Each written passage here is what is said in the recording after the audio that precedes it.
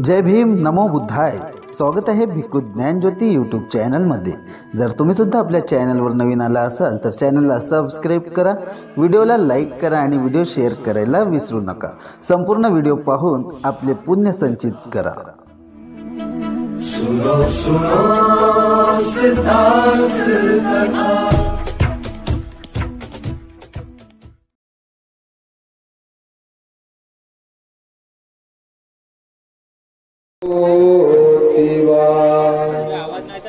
ततो नम दुःखमनवेति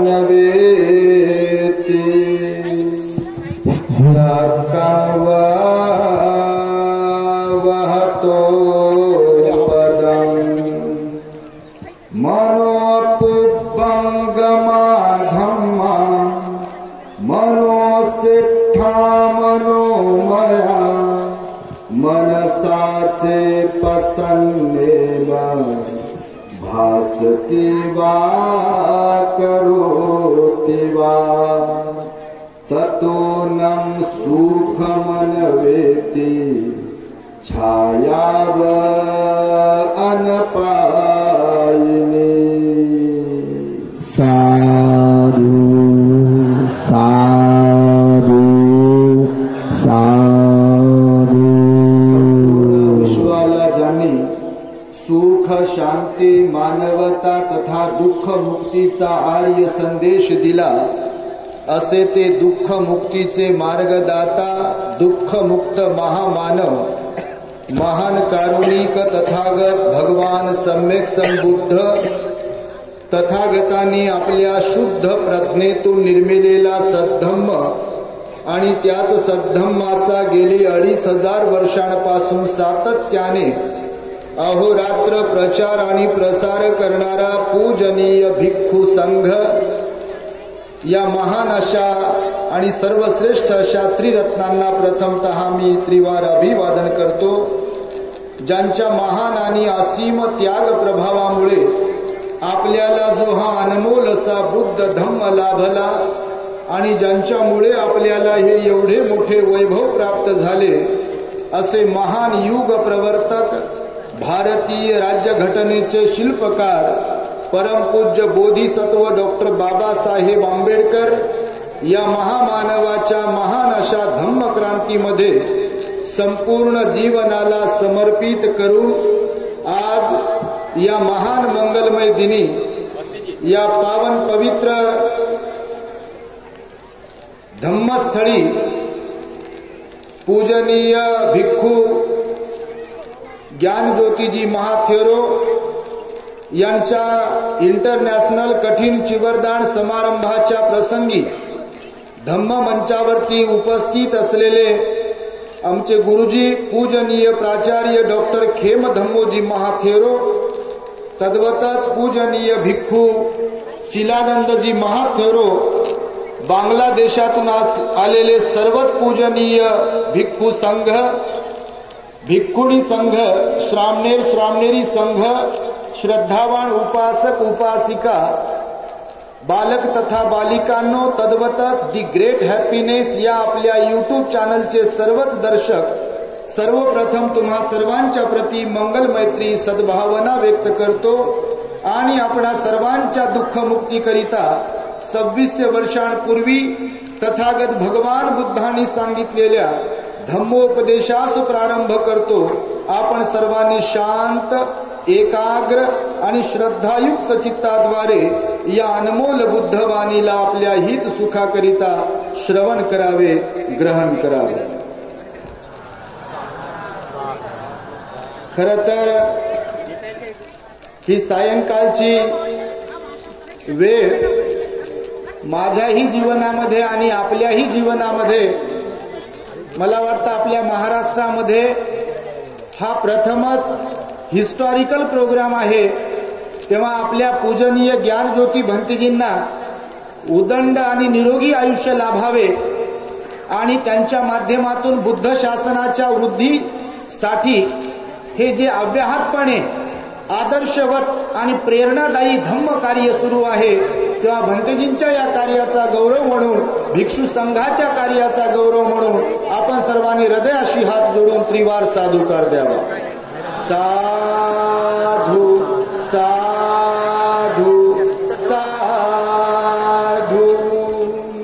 भगवान बुद्धांच्या काळामध्ये अर्थात बुद्ध काळामध्ये ज्या पद्धतीने अत्यंत श्रद्धापूर्वक गौरवपूर्ण श्रद्धापूर्ण कठीण चिवरदानाचे समारंभ होत होते, मला आजच्या या समारंभाकडे पाहून, भिक्षू संघाकडे पाहून आणि आपल्यामध्ये असलेल्या श्रद्धावंतांकडे पाहून खरं तर बुद्ध काळाची आठवण होते आहे. मी कल्पना करतोय आलो तेव्हापासून की या वेळेस एवढ्या श्रद्धापूर्वक जर हे कठीण चिवरदान इथे आयोजित केल्या जात आहे, दान दिल्या जात आहे संघाला, तर बुद्ध काळामध्ये सुद्धा अशाच प्रकारचा समारंभ होत असेल, राजे महाराजे लोक येत असतील आणि अत्यंत विनम्र भावे अत्यंत श्रद्धापूर्वक संघाला कठीण चिवरदान देऊन महान पुण्याचे भागीदार बनत असतील. आणि अगदी त्याचप्रमाणे तुम्ही सुद्धा आज संघाला हे ऍक्च्युअल मध्ये जे कठीण चिवरदान असते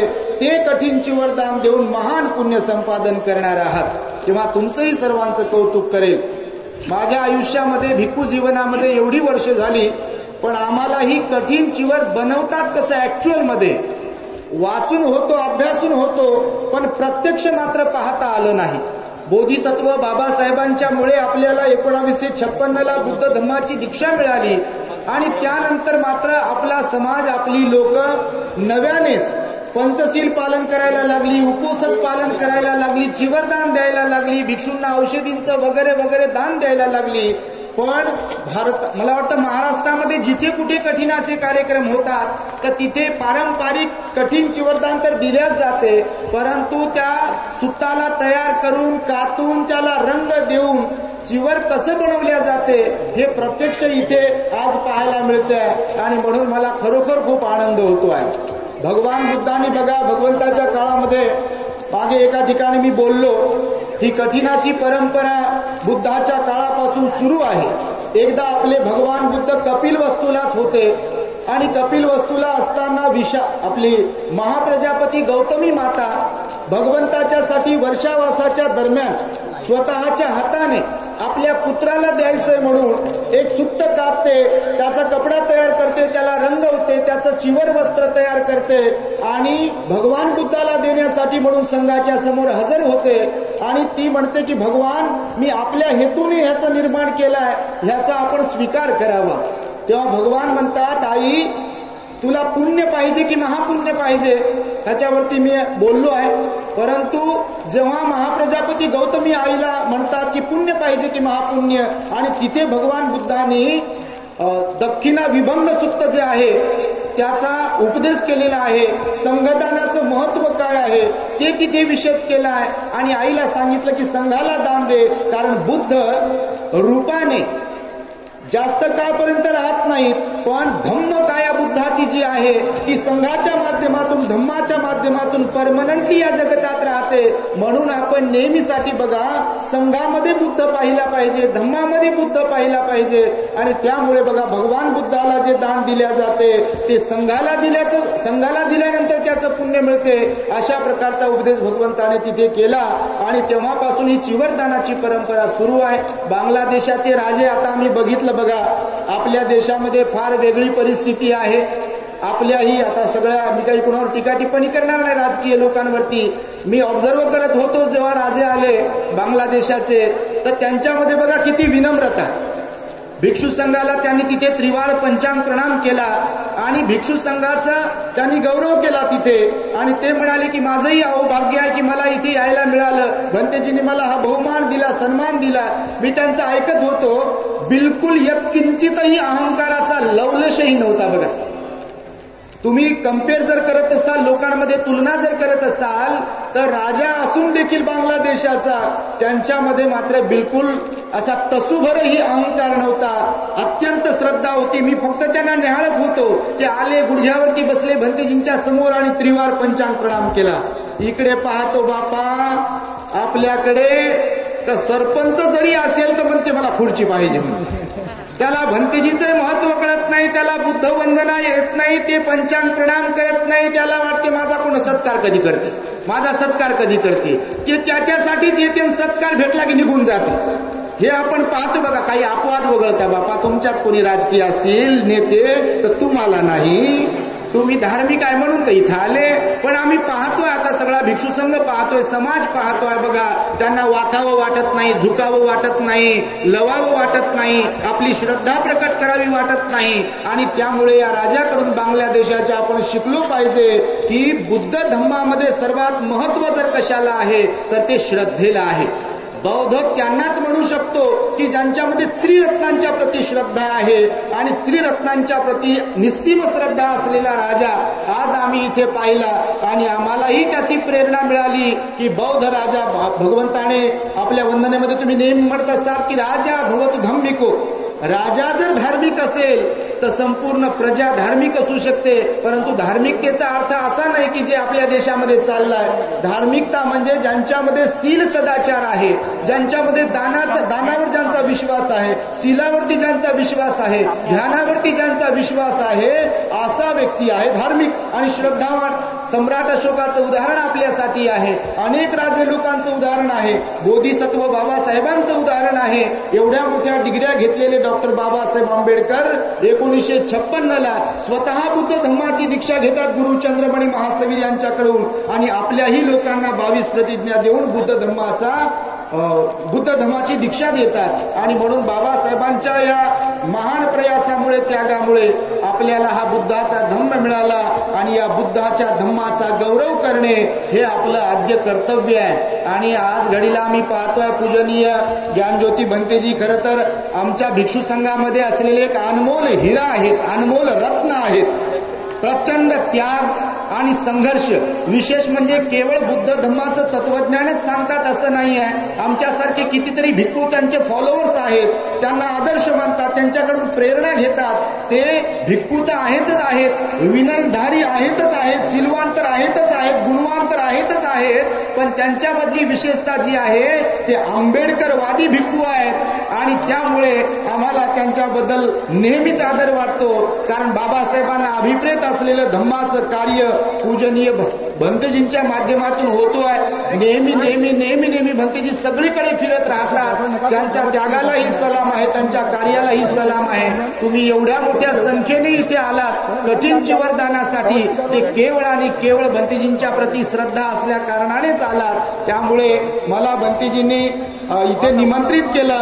खरं तर ते माझं अहोभाग्य आहे, माझं पुण्य आहे की भंतेजींनी आम्हाला इथे निमंत्रित केलं. आमच्यासारख्या छोट्या छोट्या भिक्षूंना महत्व देऊन बुद्ध शासनाच्या वृद्धीसाठी काम करणाऱ्या भिक्खूंना भंतेजी बोलवतात, महत्व देतात. आणि भंतेजींचं हे जे काही कार्य आहे त्या कार्यापासूनच आम्ही एक प्रेरणा घेत असतो.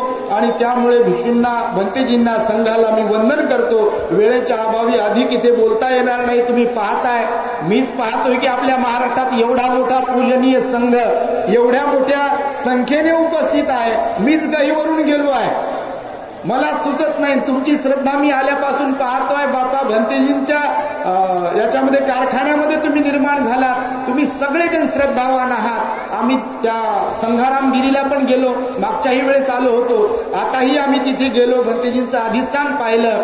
जेव्हा जेव्हा अशा सिलवान, गुणवान, विनयधारी भिक्खूंकडे आपण पाहतो तेव्हा नक्कीच आपल्याला प्रेरणा मिळते. आमच्यासारख्याही छोट्या भंतेजींना प्रेरणा मिळते. म्हणून आज जे कठीण चिवरदान समारंभ या ठिकाणी संपन्न होतोय, भगवंतांनी खरं तर दान देत असताना 5 प्रकारे सत्पुरुष दान म्हटलं भगवंताने. शॉर्ट मध्ये तुम्हाला सांगतो, भगवान म्हणतात 5 प्रकारचे सत्पुरुष दान आहेत. एक तर आपण श्रद्धापूर्वक दान देत असेल तर ते सत्पुरुष दान होते. नंबर 2ला भगवंताने सांगितलंय की गौरवपूर्ण दान देण्या जात असेल तर ते सत्पुरुष दान होते. उचित समय पर दान, अगर आपण वेळेवर दान देतोय, योग्य वेळी त्याला म्हटलं, योग्य वेळी दान देत असेल तर त्यालाही सत्पुरुष दान म्हटलं. मुक्त हस्ते जर दान देत असेल तर त्यालाही सत्पुरुष दान म्हटलं. आणि कुणालाही इजा न पोहोचवता, कुणालाही त्रास न देता जर आपण दान देत असेल तर त्यालाही सत्पुरुष दान म्हटलेलं आहे. असे 5 प्रकारचे सत्पुरुष दान आहेत आणि निश्चितपणे आपल्याकडून ते वारंवार केल्या गेले पाहिजे. श्रद्धेनं गौरवपूर्ण दान आपण दिलं गेलं पाहिजे आणि म्हणून इथे नक्कीच आपण एवढ्या मोठ्या श्रद्धेने आलात आणि आपलं दान इथे भिक्षू संघाला देत आहात. हे महान पुण्य आहे. कठीण चिवराचं महान पुण्य सांगितलेलं आहे आणि ते पुण्य आज आपल्याकडून सर्वांकडून घडते आहे. तेव्हा आम्ही पण इथे भिक्षू संघामध्ये सहभागी झालो. त्या सर्वांच्या प्रति मी मंगल मैत्री व्यक्त करतो. पूजनीय भंतेजींनी आणि भिक्षू संघाने मला बोलण्याची संधी दिली त्याबद्दल भंतेजींच्या सदैव मी ऋणात राहतो. भंतेजींचे आभार व्यक्त करतो आणि माझ्या शब्दांना पूर्ण विराम देतो. साधु भवतु सब मंगलम रक्षन्तु सब देवता सब बुद्धानुभावेन सदा सुखी भवन्तु ते. भवतु सब मंगलम रक्षन्तु सब देवता सब धम्मानुभावेन सदा सुखी भवन्तु ते. भवतु सब मंगलम रक्षन्तु सब देवता सब संघानुभावेन सदा सुखी भवन्तु ते. साधु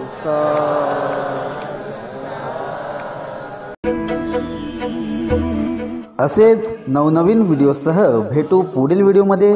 तोपर्यंत जय भीम, नमो बुद्धाय. सुनो सुनो सिद्धांत कथा. सत्य कथा.